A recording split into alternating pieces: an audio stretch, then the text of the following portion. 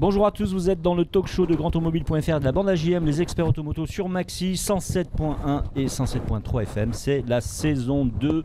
Merci de nous applaudir. On a un public qui est nombreux. Nous sommes également en live vidéo sur grandautomobile.fr avec YouTube. Cette émission vous est aussi proposée grâce à Dodge Ram, votre nouvelle concession américaine au Mangles, voiture partenaire de l'émission. Et voilà, on a essayé cette semaine la Challenger avec Jimmy. Et Thierry n'a pas voulu venir parce qu'il n'aime pas la voiture. C'est dommage. Non. Ah non. Il veut essayer un Ram, lui. Ah oui. Mais je m'en suis toujours pas remis, moi. Voilà. Le Ram et le changeur, faire d'une manière ou d'une autre, comme je t'ai dit, Jean-Marc. Faudrait qu'on voit avec notre cher ami, rappelle-moi son prénom. Manuel. Donc, Manuel, et puis il y a Ludovic aussi, son patron, quand voilà, même. Et puis il y a Brice aussi, parfait. Voilà, avec ils sont l'équipe, trois quand même dans passer l'affaire. une journée. Et puis c'est tout. On arrive le matin, petit déjeuner, on part en essai et on revient. Ouais, c'est bon, tout. voilà, je suis pas sûr. Parce qu'à la demi-journée, normalement, c'est 1 heure avec la Challenger. Hein, bah oui, parce que de toute façon, une journée, ça va être compliqué, les gars. Ouais, mais 1 heure, à peine que tu sors, voilà quoi. On va envoyer demander Clara, peut-être qu'avec Clara. Ouais, ça avec les filles, ouais, ça je pense que avec un joli sourire. Je la garde toute la journée. Ah bah et voilà. On n'est pas Même pas partageuse, quoi, j'y crois pas. Allez, on remercie. Monter à l'arrière. Ouais, tu parles. On remercie l'hôtel Batelière donc, qui nous reçoit. Merci à Sébastien Guins. Donc, merci au Crédit Mutuel Anti-Guyane. Merci à Speedy, vos 6 centres de réparation automobile en Martinique. Nous recevrons dans un moment notre fil rouge, notre joker. Eh bien, c'est Oldrig qui travaille pour la radio, le compte des radios Chérie FM, Nostalgie, bien sûr, et puis Maxi. Donc, on le recevra tout à l'heure. Il va nous parler un petit peu de son job de programmateur, entre autres, mais pas que. On va voir tout à l'heure avec lui. Et ça sera sympa d'en parler. Il y a des radios d'ailleurs, on l'a vu avec Lita la semaine dernière, aussi bien en Martinique qu'en Guadeloupe qu'à Saint-Barth et à Saint-Martin. Il y a même une nouvelle télé voilà, à Saint-Martin qui est tenue par la régie Avenue Caraïbes. Voilà. Bon. Puis nous parlerons d'état des routes et voitures modernes. Font-elles bon ménage? C'est deux inséparables de nos quotidiens avec notre nouvelle chroniqueuse experte pour les experts automoto en investigations diverses. Elle est du côté du consommateur, elle, hein, c'est vrai? Voilà, c'est ça. Voilà, c'est Clara Elmira, elle a rejoint notre équipe. Merci Clara, on peut l'applaudir bien fort. Merci. Puis nous retrouverons en fin d'émission un vieux de la vieille toujours, célibataire, notre expert en course automobile qui recevra donc, il est où? Il est là Thierry? Ouais, je cherchais, il est tellement petit que j'arrive pas à le voir. J'ai rapetissé pour 2022. Il va recevoir un gars excellent que j'admire beaucoup, que j'apprécie aussi énormément, c'est Pascal Calvel, il est tout au fond là-bas, il nous voit de loin mais il nous entend pas, donc ça tombe bien. Donc je peux dire du mal de lui. Donc c'est un type génial, on a fait des essais ensemble, dont la F-Tape de Jaguar, on s'en souvient encore, même le public s'en souvient encore. De toute façon, il a toujours fait le spectacle dans ses courses et il a aussi fait le spectacle dans les essais, donc ça c'est génial. Donc la F-Tape, tu t'en souviens Pascal, on va t'appeler dans un petit moment, tu vas venir nous en parler. On avait fait la F-Tape. La Porsche aussi. Et on avait fait la Porsche, oui effectivement, le Macan, on avait fait le Macan ensemble. Ouais, si mon souvenir est bon. On en reparlera tout à l'heure Pascal, t'inquiète pas. C'était pas le Macan, c'était peut-être un autre modèle. Ah oui, le Caïman. On avait essayé le Caïman, oui, effectivement. Voilà, mais on a fait tellement d'essais quand même. On a fait des essais, hein. Mais il revient en Martinique, donc on va pouvoir rediscuter avec Pascal avec plaisir. En tout cas, on est dans cette émission, c'est la deuxième. On est content et on vous demande de bien vouloir nous applaudir si vous êtes d'accord. Hein, on l'attaque cette émission. Allez, c'est parti. J'ai perdu mon conducteur d'antenne, mais c'est pas grave. On va recevoir, si vous êtes d'accord, eh bien notre fil rouge du jour, c'est-à-dire Oldrig qui arrive sur le plateau. Merci à lui, on peut l'applaudir bien fort. Alors Oldrig, c'est juste Oldrig, t'as pas de nom de famille en fait, hein, c'est ça? Ah si. Ah bon? C'est-à-dire que tout le monde me connaît sous le prénom Oldrig. Oldrig, voilà. Mais mon nom de famille c'est Troudard. Voilà, Oldrig Troudard, mais je voulais justement te le faire dire, parce que moi je t'appelle Oldrig en permanence. Oui, enfin, c'est plutôt toi qui m'appelle d'ailleurs. Ouais, tout le monde me connaît comme ça, c'est Oldrig. Alors, on est content de recevoir Oldrig parce qu'on a reçu la semaine dernière, on va dire ta collègue finalement quelque part, qui est directrice de la régie Caraïbes Avenue, donc qui s'occupe de la partie donc commerciale, la partie vente finalement des 3 supports, en tout cas en Martinique. Donc on a dit Chérie FM, Maxi et Nostalgie. Oui. Par contre toi, une fois que c'est vendu, une fois que tout ça est fait, il faut de la programmation, il faut que les radios vivent. On voudrait savoir un petit peu quel est ton métier finalement. Qu'est-ce que tu fais? Alors, le métier de programmateur, au-delà de passer de la musique, parce que, quand on dit programmateur, on diffuse de la musique. Mais bon, c'est tout un art en fait. Hein. parce qu'il faut trouver... c'est une alchimie, on va dire. Tout à fait. Il faut trouver la bonne cadence dans la matinale, le midi, le soir, quand les gens sont en voiture, quand ils rentrent chez eux. Et aussi calibrer le tout pour que ça soit de façon harmonieuse. Donc en fait, si tu es d'accord, c'est donner une couleur. Voilà, c'est ça. Une couleur à la radio finalement, quelque part. On donne une couleur à la radio. C'est le terme qu'on utilise généralement. Alors en fonction bien sûr de chaque radio, parce que Nostalgie, on sait bien que Nostalgie, on diffuse des titres gold de l'époque. Pour la Martinique en tout cas, tout ce qui est zouk, reggae, salsa, compas, enfin bon. Et puis Maxi, qui est un autre format, aujourd'hui, qui aujourd'hui tourne un peu plus vers la musique latine. C'est-à-dire un peu plus de salsa, merengue, bachata et tout ça. D'accord. Donc voilà. Donc effectivement, chaque radio a son Chérie FM, style. parce qu'on n'en a pas parlé, Chérie FM. Alors, Chérie FM, c'est un autre style. Ouais. C'est un peu comme d'une nostalgie, mais on va utiliser des titres un peu plus récents. Un peu plus jeunes, finalement. Un peu plus jeunes et plus français. D'accord. Voilà. En sachant, donc c'est un métier que j'ai bien abordé, le métier de la programmation, et tu vas me dire si tu es d'accord avec moi. Il faut savoir que dans ce métier de programmateur, il y a des données incontournables. Il y en a une en particulier, c'est que quand on a, c'est qu'on fait notre culture musicale, en quelque sorte, quand on a entre 15 et 17 ans. Ouais. Et que ce qu'on écoute entre 15 et 17 ans, on l'écoute forcément à 25, à 30, à 40, à 50, à 60, voire même plus. Est-ce que tu es d'accord avec ça ou pas ? Oui, tout à fait. Ce qui veut dire que quand on fait une programmation radio, on tient compte bien sûr des différents titres et on va les nommer. On va dire que c'est des gold, donc des gold 1, 2, 3, 4, 5, 6. Enfin, il y a des catégories de gold en fonction de leur année de sortie qui permettent aux programmateurs de sélectionner finalement cette coloration, ce style de musique qu'on veut instaurer. C'est ça ? Oui, c'est ça. Un titre devient gold en fonction de sa popularité. Ouais. Déjà, s'il est entré dans le top, le top 10, top 20 ou 30, il devient gold après 5 ans, normalement. Et dans ces cas-là, il devient effectivement le titre à diffuser dans les années... À suivre finalement, en fonction de ce qu'on veut instaurer comme clientèle. C'est là qu'on rejoint finalement le travail de Lita sur la partie commerciale. Elle, quand elle va vendre aussi une audience. Et pour vendre cette audience, il faut bien expliquer que cette audience, elle vient sur la radio à partir de titres bien particuliers qu'on met volontairement pour justement attirer cette clientèle et ce créneau d'âge. Oui. Ça, hein ? Oui, c'est ça. On n'est pas mauvais quand même, c'est bien. Clara, par exemple, tu t'écoutais quoi quand tu avais... alors on sait que là tu as à peine 17 ans, mais quand tu avais il y a 2 ans, donc quand tu avais 16 ans... Quand j'avais 15 ans. Qu'est-ce que tu écoutais quand tu avais 15 ans justement ? Alors, tu t'en souviens ? Beaucoup Énergie pour le coup. Après, team années 90, donc aussi bien ici. Beaucoup de R&B, beaucoup de musique latine aussi. Et de la musique locale d'ici, le zouk forcément. Et Dieu sait qu'on a eu des années quand même merveilleuses, 80, 90 en particulier. C'était les meilleurs. C'est sûr. C'était je sais pas si c'est les meilleurs, mais sans doute. Parmi les meilleurs. Parmi les années gold. Oui. Voilà. Ce sont de belles années gold. C'est ce que tout le monde pense. Je fais un comparatif avec les plages. Une fois, j'avais dit, il y a longtemps, quand je suis arrivé, j'avais dit, voilà, les Salines, c'est la plus belle plage de Martinique. On m'avait dit, non, c'est une des plus belles plages de Martinique. Et c'est vrai. Donc, on est d'accord là-dessus. T'écoutais quoi, toi, Jimmy, donc là ? Moi, beaucoup de R&B, beaucoup de soul, du rap. J'étais et je suis resté très côté américain. D'accord. Voilà. Mais avec l'âge, avec mes 25 ans. Oui. Que tu auras demain d'ailleurs. Oui, tout à fait. La semaine dernière. Voilà. Que j'ai eu la semaine dernière. Donc j'apprécie encore plus les bons vieux morceaux des années 80, 90, peut-être même avant. Et non, c'est vrai que aller réécouter à nouveau, c'est un vrai plaisir. Toujours dans le style R&B américain. Alors, non, très local également. Ah, tout ce qui est compas, salsa. Enfin voilà. Audrey, on y revient dans un petit moment, si tu es d'accord. On fait non pas une pause pub, mais on fait une petite pause avec notre chroniqueuse préférée, on va dire. Moi, je fais exprès de dire ça parce que c'est toi, c'est ton tour. Ça aurait été clair, j'aurais dit la même chose, je te rassure. C'est surtout parce qu'Éléonore n'est pas là. Donc, voilà. Alors, pourquoi Clara Elmira est avec nous ? Parce qu'elle est chroniqueuse, bien sûr, mais surtout parce qu'elle veut nous parler des routes martiniquaises et des voitures modernes. Et est-ce qu'elles font finalement bon ménage ? Voilà, c'est ça. Je me suis posé la question, effectivement, puisque on a des véhicules qui sont plutôt aux normes européennes et on a des routes insulaires, si je puis dire.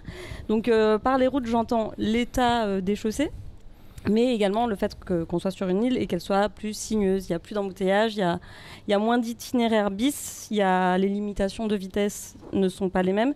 Et à une allure constante sur du long terme, c'est un petit peu compliqué, puisque, on l'a dit, il y a les embouteillages. Cependant, on a des véhicules qui ne sont pas forcément toujours adaptés. Donc, pour répondre à mes questions, j'ai contacté Thomas Pompanon, qui est loueur de voitures et mécanicien pour son propre compte, mais également pour les particuliers et les entreprises. D'accord. Et il m'expliquait que tout véhicule confondu, notre réseau routier entraînerait effectivement principalement des pannes liées à tout ce qui est train de véhicule, c'est-à-dire tout ce qui touche à la liaison de la route, pneus, suspension, triangle, train arrière. Quant au trafic, oui, juste une question. Thierry, tu es d'accord avec ça ou pas? Tout à fait. Tu es aussi mécanicien. C'est ça, oui. Ouais. La liaison au sol, en fait, les infrastructures routières en Martinique ne sont pas adaptées en fait aux véhicules. En fait, ils essayent plus ou moins de se mettre aux normes européennes, mais effectivement, j'ai beaucoup de clients effectivement qui reviennent spécifiquement pour ça. D'accord. Alors, je vais tempérer ton avis un petit peu parce que je trouve que depuis quelques années, moi aussi, je vais le tempérer un peu. Depuis au moins une dizaine d'années, en fait, je ne sais pas si Clara sera d'accord aussi avec moi ou par rapport à l'intervenant que tu as eu, l'invité que tu as eu. Il y a eu des efforts. Il y a eu de gros efforts. Sur les routes premières, sur les axes principaux, effectivement. Mais pas seulement. En fait, c'est un bilan. Mais après, le reste, si tu veux, pour moi, c'est un peu du rafistolage. Parce que ça veut dire qu'ils vont mettre une partie de bitume qui va être correct pendant 6, 7, 8, 9 mois. Voilà. Et après, il suffit que les intempéries arrivent avec la dégradation et puis surtout les véhicules longs qui circulent. Ça abîme. Je suis totalement d'accord avec cet hiver, j'étais dans le sud de la France. Je peux te dire que les routes catastrophiques cet été aussi, d'ailleurs. Les routes, c'est ça. Donc, je pense que ça dépend beaucoup des départements aussi. Et c'est la CMT qui s'occupe des routes ici en Martinique. La CTM, pardon. Oui, la CTM. La CMT, c'est plutôt le tourisme. Ouais, mais c'est pas le même sujet. Ça arrive. Non, mais justement, je trouve que les efforts sont réels. Moi qui suis originaire du Nord Caraïbe, j'ai vu qu'en 15 ans, ça il y a une évolution. Après, on peut pas aller contre les intempéries. Voilà, ça s'est nettement amélioré. Après, il y a effectivement peut-être certaines routes beaucoup moins fréquentées dans certaines communes ou peut-être même certains quartiers où là, effectivement, l'état du réseau routier, l'état de la route n'est pas... oui, puis il y a la chaleur, il y a l'iode, il y a la circulation qui est très dense. Ce qu'il faut savoir, c'est que les routes sont gérées par trois organismes. Donc la CTM, en l'occurrence pour les routes nationales. Vous avez nationale et départementale, parce que maintenant c'est une collectivité territoriale, donc elle engendre deux. Et après, le reste, en fait, c'est les communes en fait qui engendrent ça, qui engendrent les petites routes de carottier, etc. Non, puis il y a eu une prise de conscience aussi, mais on va y revenir. On va laisser finir la rubrique, mais on va y revenir. Vas-y. Quoi qu'il arrive, effectivement, on a les routes qu'on a. Et puis, il n'y a pas que l'état des routes, il y a aussi le fait que de toutes les façons, ce soit un petit territoire. Donc, dans tous les cas, on a beaucoup de ronds-points, on a beaucoup d'embouteillages, on a des routes plus sinueuses. Et ça, quel que soit l'état des routes, finalement, ou des réparations qu'on pourra y faire, ça restera inchangé. Donc la bonne nouvelle, c'est que les véhicules modernes ont de bien meilleurs systèmes de freinage qu'auparavant. On peut également souligner les progrès de l'électronique. En ce qui concerne la sécurité, ces derniers font moins la différence entre nos routes et les routes européennes qu'auparavant. Et sous réserve, bien évidemment, que tous ces systèmes soient bien entretenus. Il en va de même pour les motorisations et leur évolution. Les éventuels problèmes de surchauffe liés aux embouteillages sont également éliminés. Ça, par contre, ça c'est réel. Il n'y a pas d'embouteillage sur une voiture arrêtée sur le bord de la route. Non, c'est sûr. Sans tout ça, quoi. Mais on a des systèmes de refroidissement plus performants, donc effectivement, c'est plus facile maintenant. Ça ne signifierait pas pour autant que l'ensemble des véhicules neufs soient exempts de tout problème. Donc il faut rester vigilant et bien évidemment entretenir son véhicule. Du coup, c'était pas mieux avant, mais on a quand même des questions sur les véhicules actuels, notamment les véhicules équipés de filtres à particules. A priori, ça serait vraiment délicat, voire dangereux, car pour la plupart d'entre eux, il faudrait maintenir un régime au-dessus de 3000 tours, et ce pendant 20 à 30 minutes de trajet. Minimum 15 minutes pour pouvoir avoir en troisième, en fait, il faut laisser le véhicule en troisième et pendant 15 minutes aller personne ne fait ça, personne ne le fera jamais de toute façon, donc c'est mort. Si, tu le fais toi, Jimmy. Si. Le jour de ton anniversaire. Non. Donc demain, on embarque tous avec toi. Voilà, mais alors Jimmy, en fait, c'est-à-dire que tu pars de Grand-Rivière et puis tu sais que tu montes des routes sinueuses et puis tu laisses vraiment monter en troisième. Audrey, tu fais ça toi, franchement? Non, franchement non. Bon, c'est vrai que l'automobile, excuse-moi Clara de t'interrompre, l'automobiliste moyen ne le fera peut-être pas. Après, je pense que Clara va en parler, les systèmes informatiques de chaque véhicule ont la possibilité, lorsqu'on emmène le véhicule en révision, de faire la gestion et de déclencher ce système qu'on appelle une régénération. Particulièrement c'est absolument nécessaire de pouvoir passer par là pour régénérer et décrasser, pour utiliser un langage usuel. Impossible à réaliser en toute sécurité, donc on peut le faire, mais sous peine d'être un petit peu hors la loi. Il existe des solutions chez les professionnels, mais c'est pas toujours le cas. Et du coup, effectivement, quand on passe par les professionnels, on a la possibilité de procéder à cette régénération avec un moteur tournant au ralenti sur un trajet plus court que la procédure standard. Tout à fait. Les conditions, on l'a dit, ne sont pas toujours respectées, et du coup, la régénération est souvent partielle. Ouais. Encore une fois, moins d'être un peu hors la loi. Et là, je fais un petit coucou à Éléonore qui me taperait sur les doigts si elle était là. Oui, en fait, j'allais dans ton sens en disant que de procéder à la régénération en fait, par informatique et un peu de forcer le système en fait. Okay. C'est pas toujours proposé, c'est pas toujours possible, donc effectivement le risque.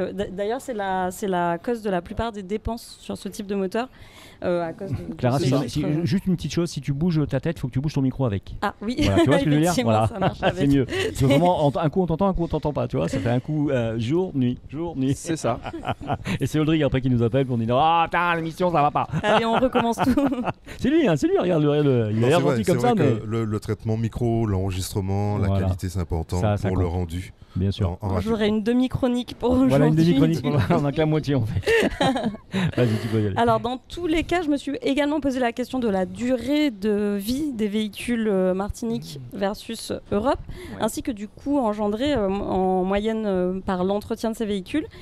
Toujours par rapport à nos spécificités, et il semblerait que la durée de vie d'un véhicule, qu'il soit moderne ou ancien, soit moitié moindre qu'en Europe, encore une fois si l'entretien n'est pas assuré, et du fait encore une fois de l'agression du climat avec la chaleur, le décollement de la peinture, l'usure prématurée des plastiques intérieurs comme extérieurs, puisqu'on a également les optiques, et l'utilisation de la climatisation du fait encore une fois des températures. Donc il n'est pas rare de voir des véhicules d'occasion de plus de 15 ans en métropole qui d'extérieur semblent nickel, alors qu'ici après 5-6 ans la peinture s'épluche, et Dieu sait à quel point l'esthétique de nos véhicules est très importante ici.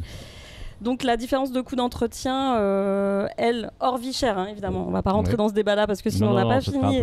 C'est pas le sujet. On va y venir. On va parler des pièces automobiles, du prix des pièces, tout ça. Oui, c'est ça. Oui. On va aborder ça cette année. Oui. De toute façon, on va passer par là. Obligatoirement. Alors du coup, ça serait vraiment lié à la conduite, notamment la vitesse. Il suffirait de rouler très doucement. Pour ne rien abîmer, c'est pas forcément pratique. Et dans le cas où on se prendrait pour un pilote de Formule 1, il faudra rapprocher les révisions et les changements de pièces de train, amortisseurs, silent block, support moteur, pneus, triangle, rotule, direction et j'en passe. Mais il faut quand même compter pour un remplacement de tous les éléments du train avant au complet un minimum de 500 €. Sans compter la main-d'œuvre, évidemment, et pour des marques d'entrée de gamme qui ne seraient pas forcément d'origine constructeur. Je vous laisse faire les calculs du coup pour connaître l'incidence pour chacun. Oui, la proportionnalité, en fait, elle augmente énormément. Ok. On a terminé du coup, on passe quand même aux solutions. L'allure, on l'a dit, sur les vieux chemins, notamment éviter de rouler trop vite, sous la pluie également. Rapprocher les vidanges, ne pas attendre trop longtemps pour entreprendre les réparations nécessaires afin d'éviter les répercussions sur l'usure d'autres pièces. J'ai également demandé à Thomas s'il y avait des modèles de marque à privilégier. Ici, pas de réponse précise. Il est clair par contre que les véhicules neufs seraient plus performants, mais seulement pendant les 3 premières années, ou alors jusqu'à une utilisation d'à peu près 80 000 km. Passé ce délai, certaines marques commenceraient à montrer des signes de faiblesse, mais on constaterait quand même que les marques asiatiques tirent un petit peu leur épingle du jeu en termes de solidité, en cas de révision aléatoire. D'accord. Alors, on est d'accord, on n'est pas d'accord avec ça. En tout cas, c'est un constat. D'accord. Maintenant, sur les routes, il faut savoir aussi qu'il y a le STIRM qui a été constitué en 2017. Tu en as entendu peut-être parler du STIRM. Oui, tout à fait, oui. qui a été créé donc, pour optimiser la gestion des routes en Martinique. C'est ça. Ça fonctionne depuis 3 ans maintenant déjà. Il y a eu le Covid, donc peut-être. Bon, il y a des choses qui sont vraiment améliorées. Je rejoins Jimmy. Sur les voitures neuves, il y a énormément aujourd'hui d'innovations qui font que les véhicules tiennent quand même relativement la route. On y reviendra, c'est une très bonne rubrique, bravo, on peut l'applaudir très fort. Vraiment, elle était chouette. D'accord. Merci. Parce que c'est un sujet un petit peu hors course, un sujet hors limite. On fait une pause publicitaire, on revient dans un tout petit moment.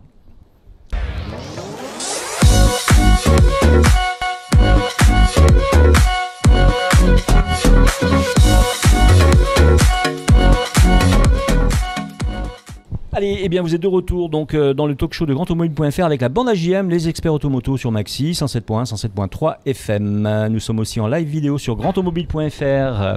Cette émission vous est aussi proposée grâce à qui, Jimmy? L'hôtel, sans regarder le panneau derrière toi, l'hôtel La Batelière qui nous accueille. Super, bravo, merci à on vous. est content d'y être. Franchement, merci à un grand merci.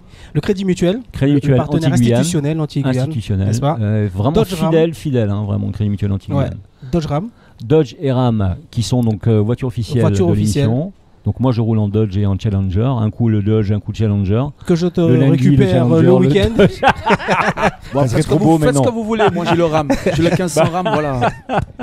On raconte que des conneries. Et puis le dernier qui est Speedy avec ses 6 centres en Martinique, dont le dernier qui a ouvert à Trinité. Voilà. Et comme disait Clara, toi, tu savais que c'était ouvert à Trinité de Speedy?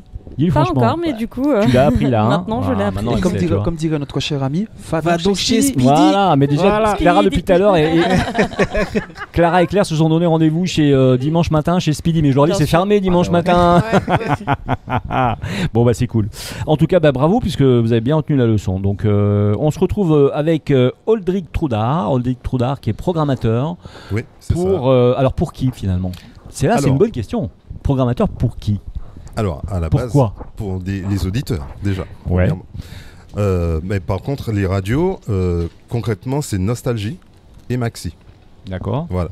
Je m'occupe vraiment de ces deux radios-là. En programmation et en production. D'accord. Parce qu'il faut savoir aussi qu'il y a la production. Il n'y a pas que la programmation musicale, il y a aussi toute la partie production. Alors, la partie production, c'est l'habillage. Ça concerne déjà l'habillage antenne. Tout ce qui concerne aussi les promos, émissions telles que l'Instant Auto, les experts auto. Et puis, si on est partenaire d'un événement quelconque, une soirée ou autre, ça aussi, ça en fait partie. Donc c'est moi qui c'est toi qui gère tout ça. De la production. Alors, pour Nostalgie, donc, et tu m'as dit, et pour Maxi, hein, on est d'accord. Bon, après, les autres radios du groupe aussi, je peux participer à la production. Tu peux participer, voilà, c'est ça. Tel que Radio Saint-Barth, enfin... En freelance, on va dire, quelque part. Oui. D'accord. Oui. Alors, dans ce travail de programmation, il y a aussi les espaces publicitaires, je suppose. Il y a aussi des espaces donnés aux clients pour qu'ils puissent communiquer. C'est toi qui gères ça aussi? Non, ça je ne m'en occupe pas. Non, ça c'est pas moi. Ça. Donc ça c'est quoi? C'est qui? C'est l'ITA qui fait? Alors ça c'est l'ITA qui s'en occupe. Qui est venu la semaine dernière. Cette partie, qui fait sa programmation, qui fait la promotion de ses clients finalement, quelque part. On a quelqu'un qui s'occupe de programmer effectivement les spots justement des clients en machine. D'accord. Voilà. Alors, quels sont les... Vous pouvez m'aider les gars, hein, je suis pas tout seul. Hein, moi j'ai une question. Moi j'en ai une, mais vas-y. C'est très bien qu'Audric soit là parce que j'ai une question qui me trotte dans la tête depuis très longtemps. C'est plus une constatation, c'est qu'il faut vraiment avoir une vraie culture musicale. Pour être programmateur. Oui. Connaître quasiment sur le bout des doigts la grande partie des musiques la musicologie antillaise en fait. De l'île internationale en fait. Ouais, totalement, parce que ne serait-ce que pour programmer sur Nostalgie. Ouais.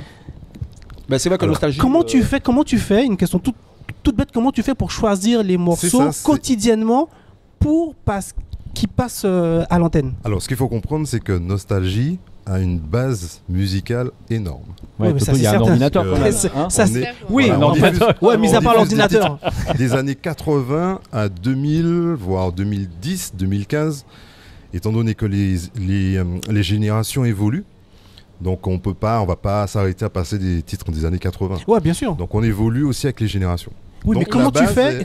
Elle s'agrandit, elle gonfle. Mais comment tu fais pour choisir des morceaux quotidiennement et que tu fais passer sur toute une semaine? Il y a des milliers de titres. On va dire que c'est un peu un secret de Polichinelle. D'accord. C'est-à-dire que alors. En fait, on sait bien ce que l'Antillais, je parle de Nostalgie, Nostalgie Martinique, on sait ce que l'Antillais aime. ce qu'il aime écouter, ce qu'il a l'habitude d'entendre. Donc on va mettre de côté ce qu'il aime et on va le diffuser en priorité. Parce qu'il y a des morceaux que j'écoute sur Nostalgie, pas plus tard que durant cette semaine, les 2-3 derniers jours. Sur la route, j'écoutais des morceaux de Nostalgie et je pense que la plupart, comme moi, la plupart des auditeurs, quand ils entendent un morceau fort, c'est bon, et puis on commence à danser dans la voiture, on swing. Non, c'est des fois aussi, surtout dans les embouteillages en fait. C'est ça. Mais pas seulement, mais en règle générale. Là où je veux en venir, c'est que surtout effectivement quand il dit ça, la dernière fois ils ont fait t'es plus attentif sûrement. Ils ont fait une série sur Cassav dans les embouteillages et on voit qu'on est sorti d'une journée de boulot, on est dans les débats et en fait le morceau s'adoucit, ça rappelle des souvenirs et du coup c'est surtout ce flair de pouvoir choisir le bon morceau à passer durant une plage horaire donnée. Je vais vous expliquer en fait, Oldrig, en fait le poste d'Oldrig est très spécial. En fait, Oldrig ne dort jamais. Ouais, je suppose. Sa vie est la musique. Il fait ses programmations, il fait tout ça. Sans doute. Et toute la nuit, il sélectionne les 45 tours, les 33 tours. Tu vois ce que je veux dire? Il les met de côté pour la programmation du lendemain. C'est vrai que ça m'est déjà arrivé de réfléchir et de me dire bon, qu'est-ce que je vais leur donner demain? Mais ici, par exemple, tous, on n'aime pas forcément les mêmes morceaux. Donc, comment on fait pour mettre tout le monde d'accord et surtout pour garder une constance pour continuer à plaire aux auditeurs à longueur d'année? Ouais, c'est ce fameux secret de Polychine. Il va pas lâcher. Il veut pas lâcher le morceau. Je peux vous aider un peu. En fait, c'est mélanger les genres de musique avec des créneaux d'âge, ce qu'on appelle les goals, c'est-à-dire leur puissance quand ils sont sortis, leurs résultats finalement en termes de top 10, top 50, etc. C'est un mélange entre leur date de sortie et leur qualité de gold. D'accord, c'est pour ça que j'ai dit tout à l'heure, les golds sont numérotés de 1 à 10. Parce que si c'est un petit gold, y a peu de gens qui l'ont aimé. Si c'est un gros gold de 10, tout le monde l'a aimé. Donc par exemple, comme vous êtes deux générations différentes, comment il s'appelle Jimmy, il arrive après pas loin de 60 ans maintenant, presque. Pas longtemps. Toi, tu as 17, 18, voilà.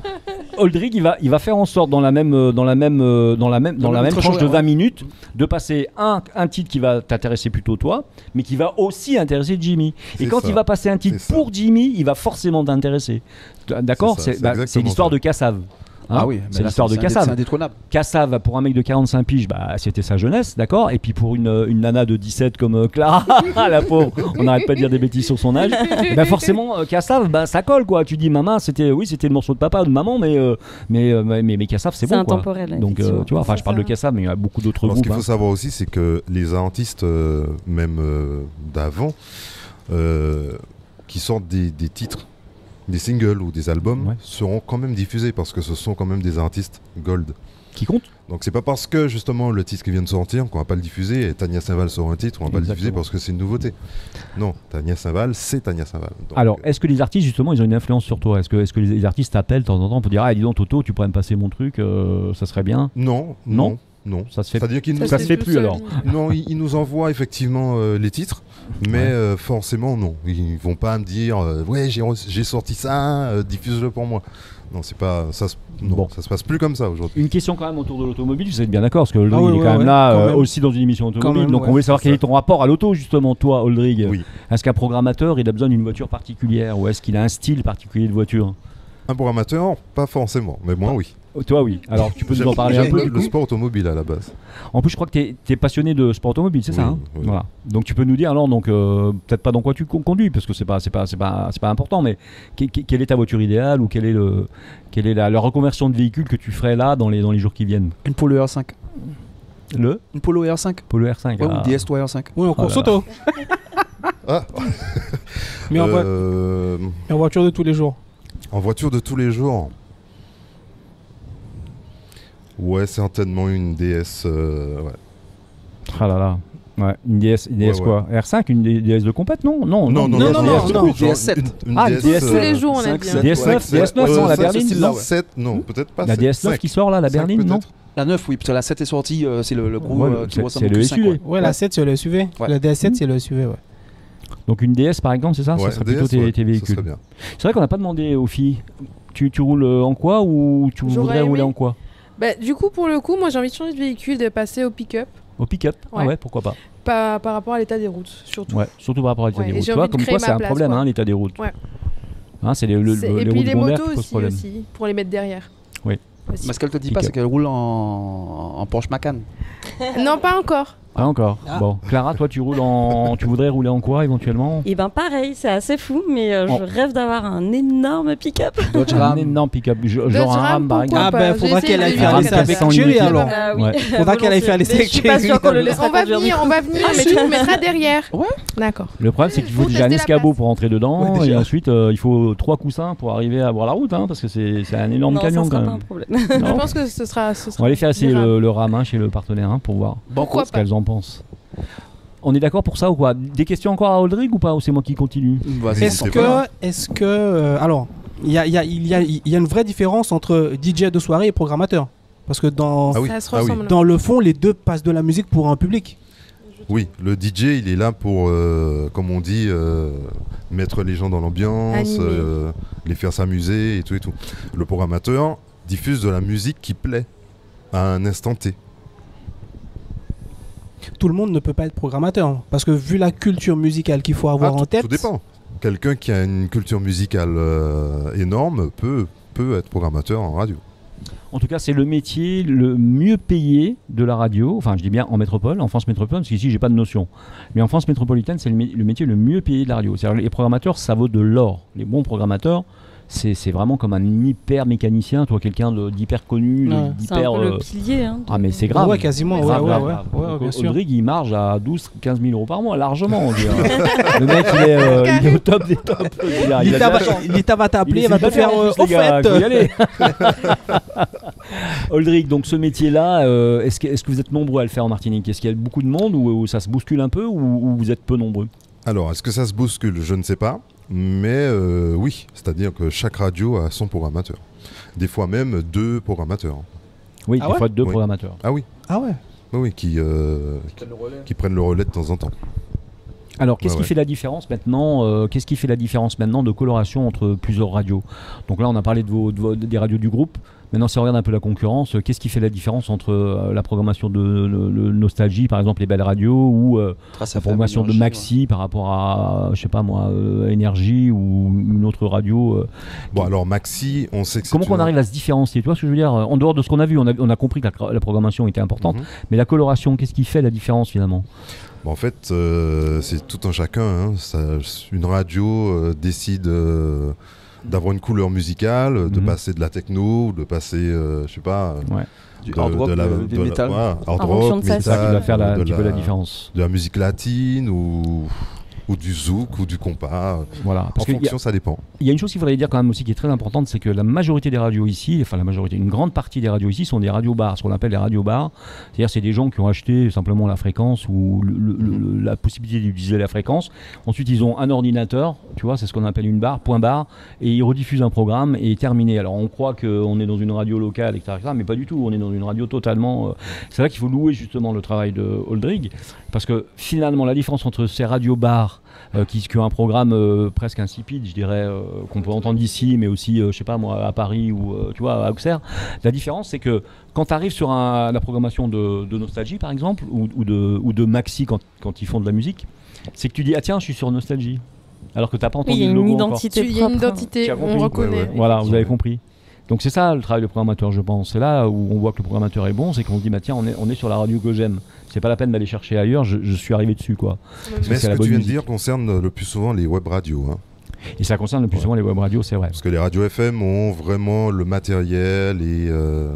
Enfin, moi Et j'en les connais programmateurs quelques-unes, elles pour- ont un gros émetteur et elles ont une barre, hein, et il n'y a personne derrière, à part des commerciaux. ça se pourrait. On va pas citer. Bon, bref, on va Alors pas les justement, citer. les web radios, c'est 100% musique. Il n'y a pas d'émission font des podcasts aussi. parlée, il Ouais, n'y a ils font pas du de... podcast. Ouais, ils font du podcast. Mais effectivement... alors, on peut faire une web radio et avoir tout son matériel. Hein, sa table, ses micros, toute son équipe. Hein, ça peut se faire. Mais être diffusé que par Internet. D'accord.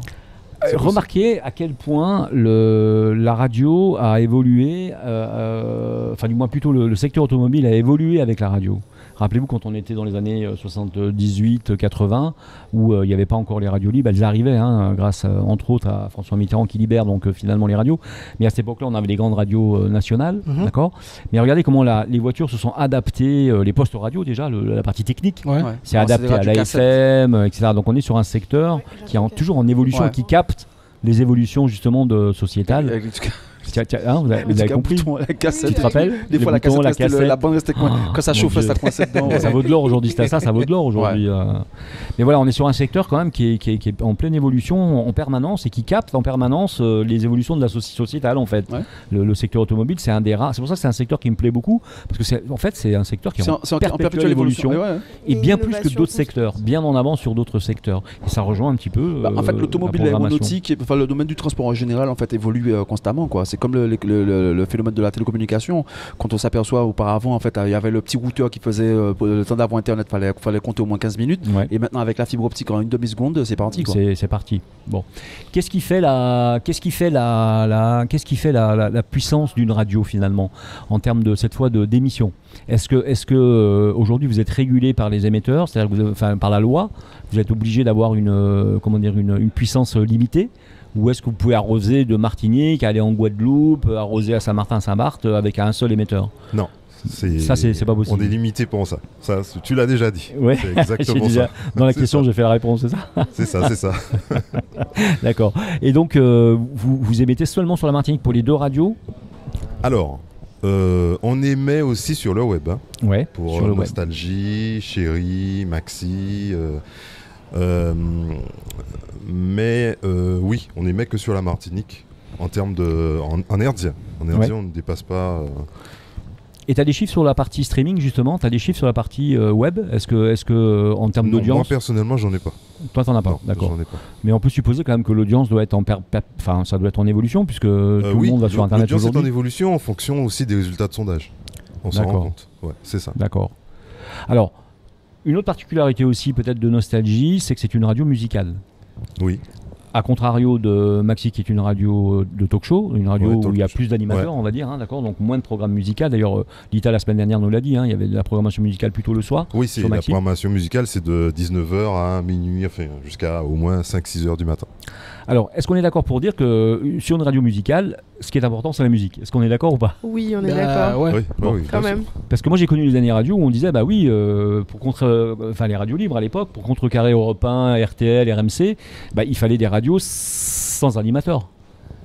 Parce que par définition, là aussi, ça a beaucoup évolué. Vous allez comprendre où je veux en venir. C'est qu'au départ, les radios libres, les radios donc qui sont devenues les radios FM, c'était des radios de musique. Alors c'est vrai qu'il y a la petite radio du coin avec les animateurs du coin qui amenaient leurs 45 tours, rappelez-vous, et qui faisaient leurs petites émissions dédicaces ou horoscopes, etc. C'est vrai. Mais les radios globalement qui ont été des radios musicales, c'est celles qui ont pris les parts de marché finalement. Donc je pense aux grandes radios comme Nostalgie justement, comme Chérie FM, comme Énergie, Fun Radio, qui sont des radios qui sont devenues des radios nationales finalement quelque part. Mais sur une base qui était la base de la programmation musicale, donc d'où l'importance du programmateur, j'en reviens à ça, et que c'était des gens mais hyper importants, et encore aujourd'hui, parce que ça permettait de se différencier par rapport aux autres radios musicales.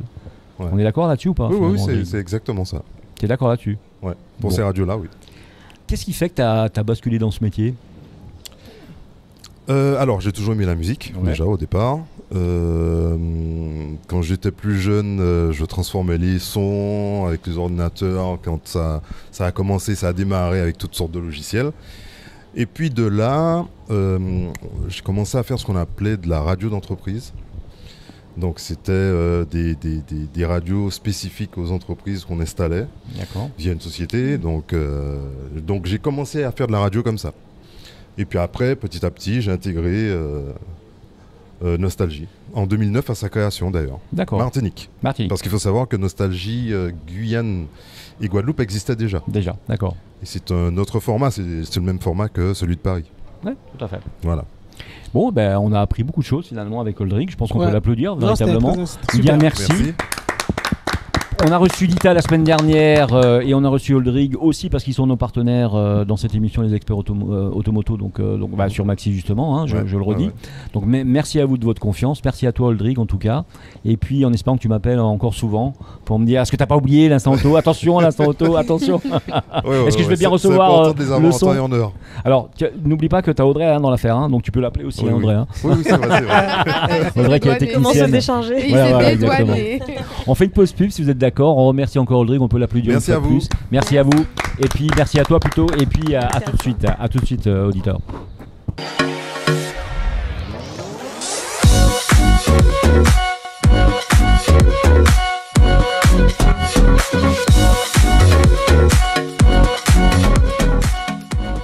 Eh bien, vous êtes dans le talk show, de retour dans le talk show de grandautomobile.fr avec la bande AJM. On remercie donc Dodge Ram, votre nouvelle concession américaine au Mangles. On remercie l'Hôtel Batelière, le Crédit Mutuel Anti-Guyane et Speedy, vos 6 centres de réparation automobile. Grâce à eux, nous sommes là. Et nous sommes heureux de retrouver Thierry Tumerville, le plus beau, grand et intelligent célibataire. Bah oui, des experts, c'est clair. Hein, je veux dire, attends, il a toujours le sourire, la tête hors de la voiture, malheureusement, puisqu'il fait 2,45 m de haut. Oui, donc, tu vois, c'est pour ça en fait que je suis passé dans le domaine du transport. Donc que ce soit en camion, super lourd ou en bus, je suis à l'aise en fait. Donc, et je sais pas si tu as vu la grosseur de sa main aussi, mais je veux dire, quand il est directeur de course, tu dépasses pas d'1 centimètre la ligne, parce qu'autrement tu prends un grand vent. Oui, tu vois. Donc il est respecté comme garçon. Après, ça, en c'est fait, ses avantages comme ses inconvénients. Bon, après, c'est vrai, quand on fait de la mécanique, c'est un peu pratique, mais bon, après, des fois, je t'avouerai que je suis obligé de faire appel à un ami, comme dit Jean-Pierre, pour pouvoir m'aider à passer certaines choses. Quoi. On a bien compris ça. Alors, tu reçois quelqu'un qu'on va applaudir et qu'on va faire venir sur le plateau, c'est Pascal Calvel. Merci de l'applaudir. Pascal Calvel est passionné de voitures de course et de camions depuis sa naissance. Il estime avoir beaucoup de chance puisqu'il a été routier. Il possède une société AVD Camions depuis 22 ans. Et de plus, il fait du sport auto depuis 38 ans.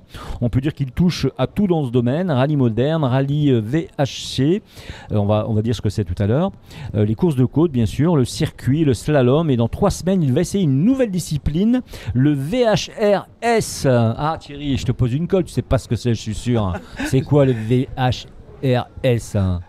Vas-y. Je le laisse. Moi, en tant que directeur de course, j'ai été spécialisé dans ça pour le MRT en fait. J'ai cru que j'allais t'avoir, j'étais content. Et aussi, il faut savoir justement que j'ai passé il y a 2 ans, bon l'année dernière malheureusement avec la pandémie ça ne s'est pas fait, mais j'ai été aussi spécialisé en tant que commissaire technique VHC, VHRS.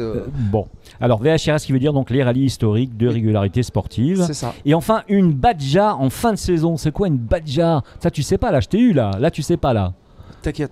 C'est en cours. Je suis un peu Pascal. Alors, donc, pour moi, la Badja, on l'appelle le Far West du sport automobile. Oui. Hein, donc, c'est-à-dire qu'en fait, chaque année, 300 pilotes participent à ce marathon de plus de 1000 km où il faut éviter pièges, vaches et criminels à l'aide d'un GPS. C'est pas simple tout ça. Eh ben, Monsieur Calvel va y aller, va s'y coller. Donc, alors, déjà, on dit Barra parce que c'est espagnol. C'est l'origine, c'est le Mexique. D'accord. Ok. Donc ensuite, alors oui, ça c'est vrai, c'est moi qui ai mal oui, effectivement. Enfin, les premières éditions qui se déroulaient au Mexique. Maintenant, ça a évolué. C'est plus 1000 km, mais c'est 500 puisque tout se réduit dans le kilométrage. Et ensuite, il y a un championnat du monde. Il y a des épreuves partout dans le monde. D'accord. Ok. Et effectivement, ça se déroule dans des déserts. On y revient, Pascal. On y revient. D'accord, on y revient parce que j'ai pas terminé avec toi ta présentation. Je voulais dire que tu reprends la course auto en Martinique cette année avec un nouveau championnat. Vas-y, rentre. On a Thierry qui arrive sur le plateau, il est trop adorable. Monsieur on va le faire en live. Thierry, tu vas rentrer sur le plateau directement. Thierry. Mais si Thierry, regardez Thierry. Alors pour les auditeurs qui ne voient Lozea, pas chocolat frère Lozea. Avec des chocolats. Coucou. Thierry, comment ça va? Je sais qu'il n'y a pas trop de bonnes nouvelles là ces jours-ci. Oui, les nouvelles sont bonnes. C'est le cœur qui est triste, mais bon, ça va vite passer. Comme on dit, show must go on. Voilà. C'est cool alors. Voilà quelqu'un de charmant parce qu'il était prévu dans l'émission. Il a été obligé d'annuler à cause d'un souci important. Et ben quand même, il est là. Et en plus, il vient avec des petits chocolats. Mais c'est juste adorable. De la douceur, régalez-vous. Il y a une boîte pour chacun au moins. Donc faites-vous plaisir. Merci Thierry. Ah super. Nous aussi on t'aime.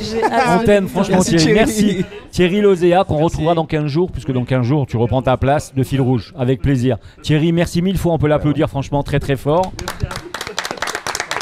Et je suis pas sûr de distribuer tout ça, je pense que j'ai peut-être les garder pour moi tout à l'heure. Ah non, on va se fâcher, on va se fâcher. Ok Thierry, bon d'accord Thierry, bon d'accord. Bon Éléonore, tu n'en auras pas, on va. Oui, Éléonore, oui, au revoir Éléonore. On va pas garder pour soi, désolé. Alors il est adorable Thierry Lozéa, franchement, effectivement il devait venir dans l'émission, il n'a pas pu venir, il est passé quand même. Ouais, c'est des gens qui ont et du respect et de l'éducation. Vraiment bravo à lui, merci encore.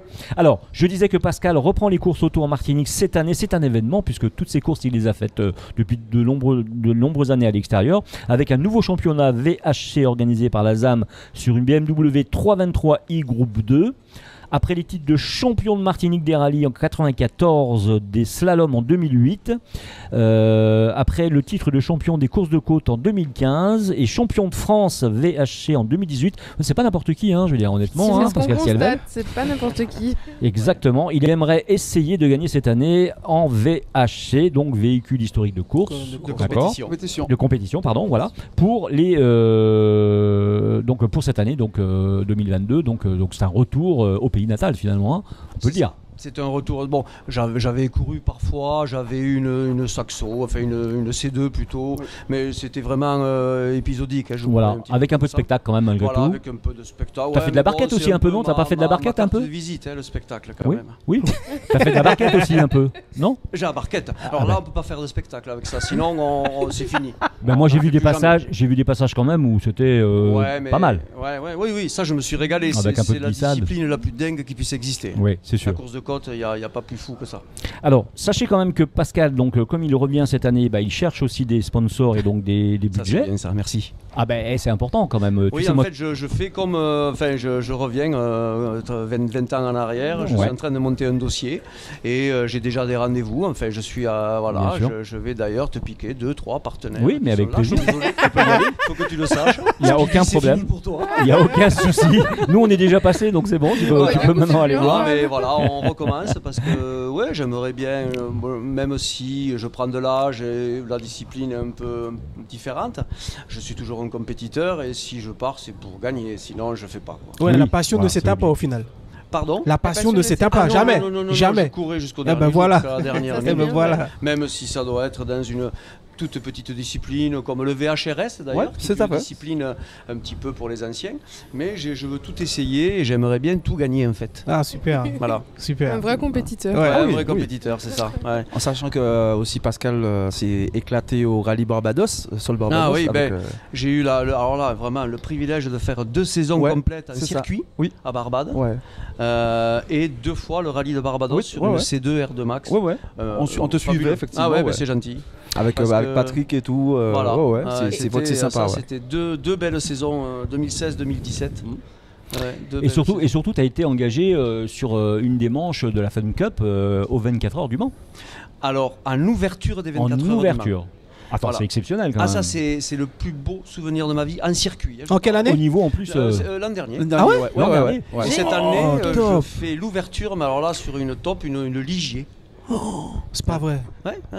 Si, c'est vrai. Ah oui, c'est vrai. C'est vrai. Je fais l'ouverture des 24 heures du Mans. C'est le plus beau souvenir, non pas parce que c'est parce qu'on court sur un circuit mythique. Ah bah ouais, totalement. Pascal, tu m'inquiètes un peu sur ton micro, tu peux rapprocher un peu ton micro. Je le rapproche. Merci, voilà, c'est gentil. Oui, voilà. Ah non, c'est pas bon. Il est tellement passionné. Il fait sa Clara, donc il fait sa Clara.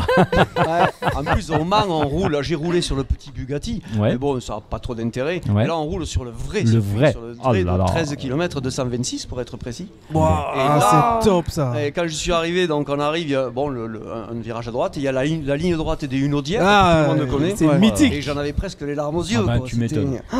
Les Hunaudières, quoi. Non, mais c'est juste incroyable. Les mecs se passaient, roulaient à 400 km/h. J'ai une question. Assez étonnant. Mais du coup, il n'y a pas besoin de copilote, non ? Parce que moi, je suis preneuse. C'est que pour les rallyes. Parce que du coup... Alors par contre, je fais en Fun Cup, je fais un truc qui est unique au monde, qui est alors j'ai le temps d'en parler de ça. Oui, tu peux. Pour les copilotes en circuit. Bien sûr.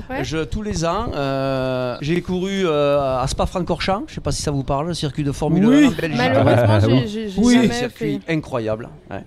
Et donc avec l'expérience, maintenant tous les ans, je cours 25 heures de Spa au mois de juillet dans une catégorie qui s'appelle la biplace et j'ai le droit de trimballer à ma gauche puisque les conduits à droite, toutes les sont conduites à droite. Tout simplement parce qu'il y a plus de virages à droite en circuit. Ouais, voilà, donc on a la conduite à droite et je prends des gens comme ça. Je suis là. Voilà. Je peux venir. On candidate tous. Je viens. Ouais, alors il faut se prendre longtemps à l'avance. J'ai dit ça avant. Je vous préviens, c'est cher. Il y a même la moto s'il faut. C'est cher. Oui, je vais même la moto s'il faut. C'est cher. Je vous préviens. C'est pas gratuit, bien sûr. Oui, je suppose. C'est très cher. C'est pas délirant, mais il faut prendre l'avion, il faut y aller. Ouais, oui, mais ça reste quand même un rêve quoi qu'on peut. Ouais, mais ça reste abordable. Après, bon, sachant que maintenant avec Air Belgium, donc on part directement de Fort-de-France pour aller. Et ben voilà. Exact. Fabuleux, le rendez-vous est pris. Alors il faut s'y prendre. C'est le deuxième week-end de juillet. Il faut s'y prendre maintenant. Par exemple, j'ai un gars qui m'a acheté en fait quelque part, qui me paye quoi. Il m'a pris 5 heures. À lui tout seul. 5 heures pour venir. Ses sponsors, son épouse. Et pendant 5 heures, alors c'est pas d'affilée parce qu'on peut rouler 5 heures. On peut rouler 5 heures, mais ça fait beaucoup. Ouais, ça fait beaucoup. Ça se fait, hein. Oui, mais ça peut faire un peu. Ça se fait si c'est mouillé, par exemple. Parce que mouillé, c'est toujours plus facile. Oui. Alors, mais voilà. On revient à ton expérience. Si vous voulez venir, il faut me le dire et puis on prévoit. Ok, d'accord. Alors Jimmy. Ouais, j'ai une question un petit peu plus sérieuse. Parce que c'est pas sérieux. C'est très. Non, c'est parce qu'il vient de fêter son anniversaire la semaine dernière. Je sais que la demande de Claire de la compagnie est sérieuse. La mienne aussi. Bon, bref. Entre parenthèses. Toi qui as une grande expérience de conduite en circuit. Oui. Oui. En fait, tu t'es essayé au circuit. Est-ce qu'il y a des feux rouges? Non. Outre ça, parle-nous. Enfin, j'aimerais avoir ton avis sur la réalité, sur la possibilité de pouvoir avoir une telle infrastructure ici en Martinique. Ça fait des années qu'on en parle. Non. Ça fait, c'est une infrastructure qui, malgré tout, pourrait être très utile au niveau sécurité routière, formation, plaisir en tout genre. C'est réel, c'est vrai. Ouais, mais c'est quasiment impossible. Pour qu'un circuit fonctionne, il faut qu'il tourne 7 jours sur 7 toute l'année. Oui, pour qu'il soit rentable. Pour qu'il soit rentable, tout à fait. pour qu'il bouffe, pour qu'il vive. Parce que je ne sais pas combien il faut d'employés par an pour entretenir un circuit. Peut-être 7 ou 8 ou 10. Il faut que ça tourne tout le temps. C'est-à-dire qu'il faudrait qu'il y ait des courses comme à Barbade, quasiment tous les 15 jours. Il faut organiser des événements mondiaux, nationaux. Barbade organise la course des champions, organise une manche du championnat du monde de rallycross, organise le championnat du monde de karting. Par exemple, est-ce que tu connais la longueur du circuit de Barbade à peu près? Tu as une idée ou pas? Enfin, moi je ne sais pas, c'est une question. Pas tout à fait 3 km. Oui, c'est ça, 2 km 700 et quelques. Ouais. Ne serait-il pas possible, enfin, ça fera peut-être l'objet d'une autre émission spécifiquement portée sur ça, est-ce qu'il ne serait pas possible ici d'avoir assez de terrain afin de pouvoir intégrer une infrastructure de ce type? Le terrain, tu vas le trouver. Oui, le terrain, on va le trouver. Mais un circuit, ça coûte c'est un milliard. C'est un projet caribéen peut-être. Oui, un projet caribéen. Mais un circuit, c'est pas faire une boucle, mettre un anneau. 3 mètres de goudron par. Ah, mais je suis totalement d'accord avec ça. Je suis totalement d'accord avec ça. Il faut des stands, il faut un bâtiment pour les journalistes, pour la presse, il faut du monde pour les VIP. Alors, sans aller jusqu'aux grands circuits mondiaux utilisés en Formule 1, il y a des circuits de loisirs qui ont fermé depuis des années en France, mais qui sont ouverts à tout un chacun depuis maintenant un peu plus de 15 ans et qui sont en ouverture totalement libre, qui ne nécessitent peut-être pas autant d'investissement pour un entretien courant à l'année. Ce serait juste afin de pouvoir à la limite, avoir un ici... circuit terre, comme ça se faisait en Guadeloupe. Ouais. Mais même le circuit terre, c'était M. Pardo qui s'en occupait. Épuisé. Alors, est-ce que finalement, cette idée de... Alors, Pascal, est-ce que cette idée de circuit, parce qu'on en parle, est-ce que ça ne serait pas finalement ce qui était peut-être prévu dès le départ, c'est-à-dire avoir à la moitié un budget venant de l'État, enfin venant du territoire, 100% même. Et la moitié venue du privé, et faire à ce moment-là, et travailler des auto-écoles, et les essais automobiles, et nous on est prêt à participer par exemple à ce genre d'opération-là. Imagine si on a un circuit pour faire nos essais, ça serait le top des tops. Mais donc il y a plein d'entreprises privées, je pense à Simon Jean-Joseph avec ses... à ça aussi. Bien sûr. Il existe des courses, un circuit de drift comme ça. Tout à fait. Mais il faut organiser ça, vous vous rendez compte le nombre, il faut embaucher un monde de fou. Oui, c'est sûr que c'est compliqué. Parce qu'après, si vous voulez organiser une manche du championnat de France, de n'importe quoi, mais il faut appeler le promoteur, il faut qu'il accepte, il faut lui donner des sous. Il y a la télé, en fait. Pascal, avec ton expérience, en admettant qu'un tel projet pourrait être puisse aboutir en Martinique, est-ce que tu penses qu'il y a réellement les forces vives nécessaires au fonctionnement de cette infrastructure en Martinique? Oui, ici, si en Martinique. on trouve les sous pour le construire, après faire des événements, oui, ça doit être jouable. On voit ça, on a clos le. Je me suis permis parce que c'était vraiment brûlant et c'est bon. Je voudrais que Pascal, il nous reste pas énormément de temps. Je voudrais que Pascal nous parle un petit peu donc de sa nouvelle saison en Martinique, puisqu'elle va peser finalement, en espérant que la Covid bien sûr nous embête pas et que les courses se fassent. Puisqu'on devait rouler ce week-end samedi et c'est annulé. Le week-end dernier, oui. Moi j'ai rentré ma voiture il y a déjà 6 mois en espérant et elle est dans mon garage. T'as toujours pas démarré quoi. Avec Jean-Philippe et Georges, on travaille dessus, mais en fait on fignole. Bon, tu peux nous parler un petit peu justement de ta voiture, nous parler un petit peu de ce qu'elle peut apporter sur le circuit, je veux dire. Alors, en dehors du côté sympa quoi, du modèle. Du côté sympa. Le VHC, donc le véhicule historique de compétition, ce sont des voitures qui sont avant 1990. C'est ça. La mienne est de 81, donc elle a 40 ans.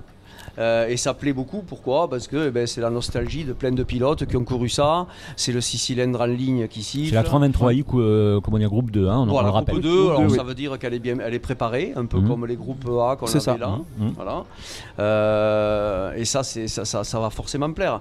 Tout on peut faire du spectacle facilement avec ça. Il suffit d'accélérer, de mettre ça par les portes. On l'a vu sur des dernières courses d'ailleurs, de toute façon. Voilà. Et donc le plaisir justement, c'est quoi le plaisir là pour le pilote cette fois-ci? Le plaisir. Est-ce que tu aurais pu choisir d'aller sur une voiture classique, actuelle, etc. Alors je fais du moderne un peu. Dans un mois, je fais en métropole un petit peu, très peu. Je fais maintenant. Je suis vraiment plus passionné par les anciennes. Pourquoi? Parce que c'est le pilotage à l'ancienne, avec une voiture qui tourne pas forcément toujours, qui freine mal, voilà. Et ça, je trouve ça vraiment. C'est des sensations finalement. Les vitesses, il faut faire du talon pointe. Il y a des tas de techniques de l'époque qu'on reprend, et je prends énormément de plaisir. Et puis après, il faut être honnête. Ça va moins vite.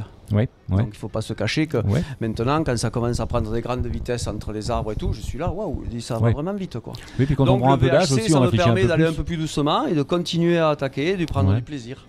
Voilà. Et puis de gagner. Donc, alors dans la catégorie, je m'adresse à tous les deux, dans la catégorie il va y avoir d'autres véhicules je suppose, puisque tu n'es pas tout seul. Cette année c'est la première année avec un vrai championnat qui ne va pas s'appeler championnat d'ailleurs, qui va s'appeler un trophée. Un trophée, c'est ça, comme ça. Il ne va pas y avoir grand monde, c'est clair. Donc il faut qu'on vienne avec quelques belles voitures, faire du spectacle et puis ça va attirer du monde. Je suis convaincu que ça va marcher. On a vu l'Alpine récemment, les Alpines, les BMW, on a vu de tout ça. Sachant que ces véhicules-là, par rapport aux modernes, en fait, ce sont des véhicules qui doivent rester en fait intacts avec le même type de pièces. En fait, il ne doit pas y avoir d'évolution. Ah non. C'est ça. Oui, on reste bien sur les pièces. L'évolution, elle est sur les pneus. Parce qu'on ne peut pas acheter des pneus d'il y a 40 ans. Bien sûr. On les achète avec la technologie moderne. Et ce qui pose plein de problèmes en fait. Parce que les pneus actuels en slick sont adhèrent bien, ça casse les transmissions, ça pète les ponts, ça pète les boîtes. C'est pas adapté finalement. Et voilà. Alors c'est compliqué. Donc on est obligé parfois de tricher et bon, les organisateurs le savent parce que sinon on ne tient pas. Une dernière question, le budget dont tu as besoin pour l'année, donc finalement, est-ce qu'on peut avoir une ordre d'idée? Non, j'ai pas. Enfin, pour les 5 courses, ça va pas être énorme. C'est pas. Il y a une course de côte, il y a des petits rallyes régionaux. Je table pour la Martinique. Avec 35 000 €, je pense que je fais le tour tout compris. Quand je dis 35 000, c'est la préparation, c'est de A à Z, l'organisation, tout. Je pense que je dois faire le tour. Ton sponsor, il peut faire un tour avec toi ou pas quand il il a payé et qu'il devient partenaire? Non, enfin, il peut. Après, à l'époque, je ne sais pas si tu te souviens, j'organisais des séances d'essai. Voilà, j'organisais des centres d'essai. Alors là, je prenais. Mais en course, non, il en est hors de question. Oui, en course, c'est pas possible. On est d'accord. Alors après, la dernière question, parce qu'on a terminé, on a fini déjà. Juste, tu me permets, en fait, on n'a pas annulé la compétition. En fait, on l'a reportée. Oui, mais parce que voilà, par rapport effectivement à la situation sanitaire, on a toujours même un problème. J'ai regardé votre calendrier. Il est bien chargé, je ne sais pas où c'est que vous allez le mettre. Oui, mais bon, ne t'inquiète pas, de toute façon, d'une manière ou d'une autre, il y a une des manifestations qui va être, qui ne sera peut-être pas faite et ça va être remplacée. Thierry, on reviendra sur les calendriers des deux Zaza, d'accord. Malheureusement, l'émission arrive à son terme. Franchement, Pascal, merci d'être venu nous voir. On peut l'applaudir très très fort. Merci. Et tu reviendras avec plaisir parce qu'on aura des essais à faire ensemble sûrement. Et tu reviendras dans cette émission, peut-être pour les présenter, ça serait assez sympa. On peut parler de tout, de circuit, faire des essais peut-être. J'en parlerai pas avec autant de talent que madame, j'étais surpris. Que Cara, oui bien sûr, mais Cara c'est... J'étais super bien le dossier. Et si tu la voyais en plus piloter, c'est extraordinaire. Donc voilà, tu vois... mais je fais copilote aussi. Affaire à suivre. Vous étiez dans le talk show, merci encore Pascal Calvel, vous étiez dans le talk show de GrandAutomobile.fr et de la bande AJM, les experts automoto sur Maxi, 107.1, 107.3 FM saison 2. Cette émission est disponible, je vous le rappelle, en streaming dès maintenant. C'est ça qui est intéressant, on peut la revoir et la revoir encore. Sur la chaîne YouTube GTAuto.fr. Voilà, exactement. La chaîne aux plus de 2 millions de vues. Exactement. 2 millions 500 000. Restons raisonnables. 2 millions 500 000. Abonnez-vous. Mais comme Oldrig, lui, passe toutes ses nuits, rappelez-vous tout à l'heure, Oldrig passe toutes ses nuits à trier ses CD et ses machins. Moi, je passe toute la nuit à revoir les émissions, donc pour mieux vous juger, voilà. Comment on a des vues, c'est génial. Voilà, cette émission vous a été proposée grâce à Dodge et Ram, votre nouvelle concession américaine au Mangles, voiture partenaire de l'émission, bien sûr, l'hôtel Batelière qui nous reçoit, le Crédit Mutuel Anti-Guyane, Speedy, vos 6 centres de réparation automobile en Martinique. Merci à notre fil rouge, notre joker, qui était Oldrig Troudard, qui était programmateur pour aidez-moi, Chéri FM, Nostalgie pardon, et Maxi. Il y a aussi Chéri FM dans le lot de toute façon. Merci donc à Pascal Calvel. Champion de Martinique, on peut le dire, dans différentes catégories. D'accord. Tout, en fait. Toutes les catégories. Dans toutes les catégories. Et c'est quand même incroyable. Hein. Tant que je suis là. Donc il a quand même sa place, quoi. Je veux dire, les gars. C'est Jimmy qui disait non, il faut pas l'inviter, Mais si. J'ai pas dit ça. Jimmy, tu seras pas copilote. Et du coup, ça s'est fait. Bon, d'accord. Bon, je suis pas dans le deal, donc du coup. Merci à Clara Elmira qui nous a fait une super rubrique. Bravo encore. Bravo, on savait qu'on avait un bon casting. Merci à Claire Boulogne qui revient la semaine prochaine. La semaine dernière, elle nous avait fait un super truc sur la sécurité moto. Là, elle revient avec l'essai de la 1200 BMW, non, c'est ça? Je crois, je suis pas sûre. Non, allez, je plaisante. Voilà. On verra ça dans 15 jours, il n'y a pas de souci. Merci à Eleonore Théodose, bientôt parmi nous. Elle revient de Métropole, bien sûr. Merci à Jimmy Thomer. Avec plaisir. Voilà. Merci à Thierry Tumerville. Merci à vous tous, auditeurs de Maxime, Martinique et téléspectateurs. Merci. Toi aussi. Merci à moi, bien sûr. Et merci à vous tous, donc auditeurs de Maxime Martinique et de téléspectateurs de GrandAutomobile.fr. Merci à tous. À la semaine prochaine avec plaisir. Dans 15 jours. Ciao.